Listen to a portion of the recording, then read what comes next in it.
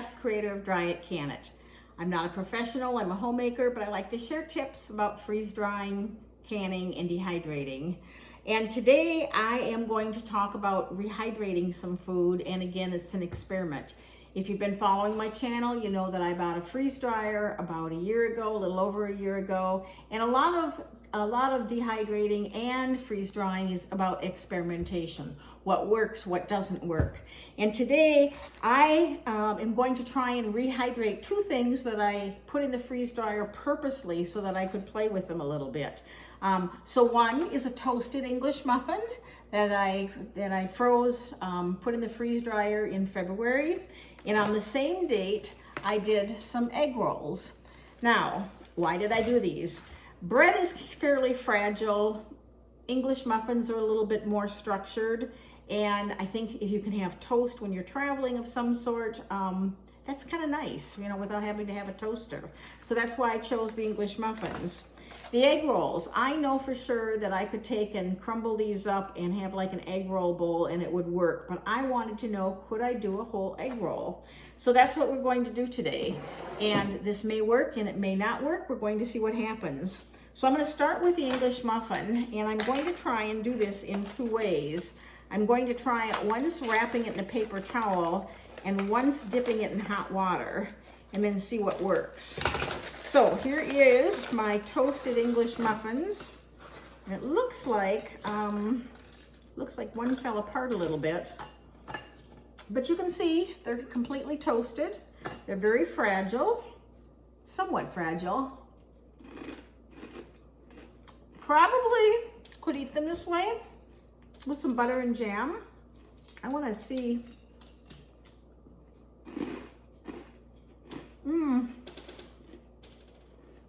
It's like a hard cracker, but I want to see if I can rehydrate this. A toast, I know is toast and it's crispy, and I'm not really sure what's going to happen, but I'm going to try. So I'm going to try two things here. I have some boiling water, and I'm just going to put this in a dish. And I'm going to do, the first one I'm going to wrap with a paper towel. And I'm going to try and not burn myself here. So I have basically a paper towel here that is with hot water and slightly wrung out. I could probably do a damp paper towel and maybe put this in the microwave too, I don't know. So I'm going to take half of this, I'm going to take the broken half, I'm going to wrap it in that towel, and I'm going to put it back in this bag just to kind of let it steam a little bit and see what happens. With this other one, this is a little bit more risky. I'm going to take this whole thing and I am going to dip it on the one side, I am going to dip it on the other side, and I am going to pull it out just that fast. And again, I'm going to put it back in this bag, which may or may not fit back in the bag. Barely fits. And then I'm going to try and set a bowl on it, I guess, so that it kind of stays sealed. And we're just going to let those sit for a little bit and see what happens. I am going to dump these crumbs real quick here. All right. Now, with the egg rolls, I'm going to try and rehydrate one of these.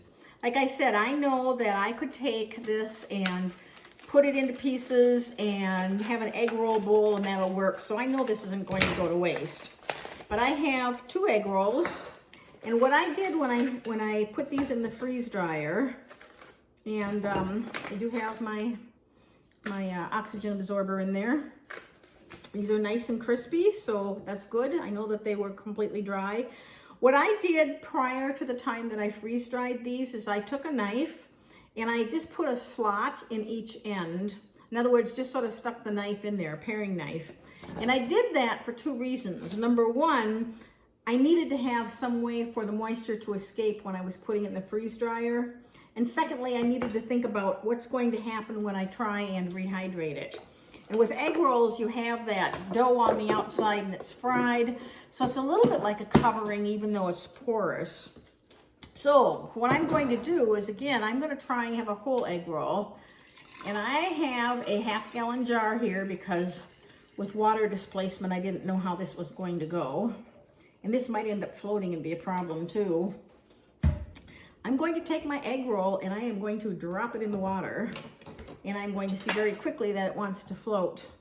So I'm just going to kind of hold it down there, and I can see little bubbles coming out of it, which means the water is getting into it, which is good. And I'm going to grab a pair of tongs real quickly. I don't want this to fall apart, but I do want it to get the water in it. And the bubbles are slowing down. And I'm going to pull it out. I'm going to try and pull it out. And it's soft. It's fall apart soft. And I'm going to put it back in here and see what happens.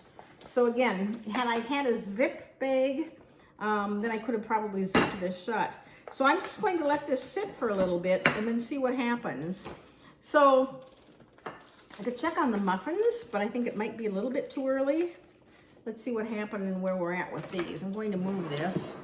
Now, is this a viable experiment? I don't know. But if you don't experiment, you don't know what's possible, right?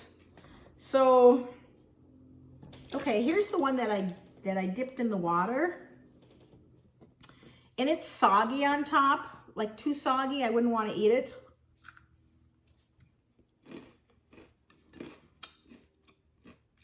And it's not fully rehydrated. This one I'm going to leave yet for a little bit. The egg roll is really soggy on the outside. And I probably would want to put that in an air fryer to try it again.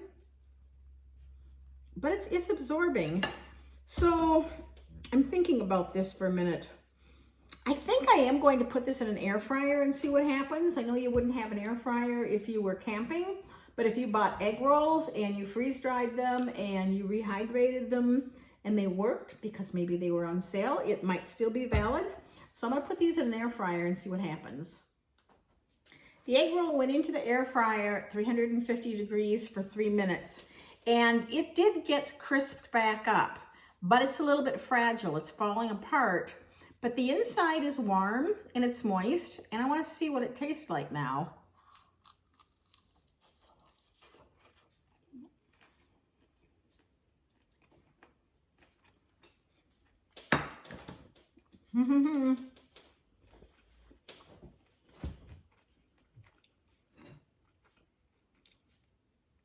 Okay, this worked with some caveats. So again, I pricked both sides with a knife when I freeze dried it. It freeze dried, it maintained well. I put it in hot water, really hot water, it had boiled, until I couldn't see any bubbles coming out and quickly pulled it out. The crust got too fragile at that point. I put it in the air fryer and it absolutely crisped back up. The inside texture, because all that is chopped up really well, really fine, is completely done. It's completely rehydrated and it's good. So this is a win, I think, if you have a way of crisping it back up, be it in a fry pan, maybe over a campfire, certainly in an air fryer. That worked out. So this is good. The English muffin, the one that I dipped in water, I threw it out. It was simply too soggy on top, too much water. It just wasn't going to work. Certainly not anything that I wanted to eat. Could I eat the English muffin plain after it was freeze-dried and it was toasted? Yeah, I think I could. It'd be like a hard cracker. And I think if you put some butter on it and you put some jam on it or you put some honey, it would probably soften up a little bit. So I think that's a win in that way. What happened to the one that I wrapped in a moist paper towel? It's still crispy. It's hydrated somewhat. I'm going to try one more thing, and I'm going to put this in the microwave because it'll produce some steam, and I'm going to see what happens. 20 seconds into the microwave, you can see the steam probably coming off of it. And will that have made a difference, or is that even enough time?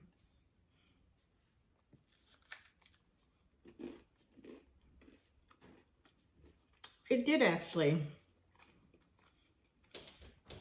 I would say two things. I would say it did soften it up. It's not overly soft on the sides, but it did soften it up. 30 seconds or 40 seconds might work. It's part of a English muffin, so I can't really time it anymore. So with an English muffin, bagel might be too thick, bread might be too loosely structured. I think you could wrap this in a warm paper towel, put it in the microwave. You're gonna have to experiment as far as time. Microwave are all different in terms of level and stuff, but I think that's doable. I think the English muffin is also doable just plain. So will I toast English muffins and put them away for storage again in the future? I will.